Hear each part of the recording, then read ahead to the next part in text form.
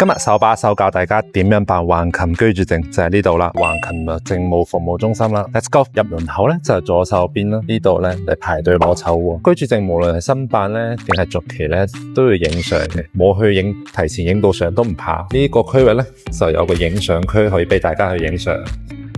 呢度就係到兩部電文嘅自助相機亭啦，1分鐘就可以影到相出嚟啦。呢度咧係唔會有相紙嘅相啦，出嚟咧都係一個回執嚟嘅喎，就係呢度出噶啦。呢度好多種嘅相都可以影啦，都可以影身份證啦、出入境嘅相啦、出國嘅簽證相啦，同埋居住證嘅相嘅，非常方便。如果有朋友自帶咗身份證、回鄉證、正本乜都冇準備，得唔得咧？都辦到嘅。身份證、回鄉證咧就可以喺前台有同事幫你影印啦。房產證點算咧？冇帶咧都唔怕喎，你都可以去2樓咯。2樓可以係喺窗口幫你 print 嚟嘅過戶記錄嘅，都會證明你房產係擁有權嘅。將 print 出嚟嗰張紙啦，帶翻落嚟就可以取代你嘅房產證咯，影印件噶啦。15個月工作日之後咧就可以攞到手啦，非常方便。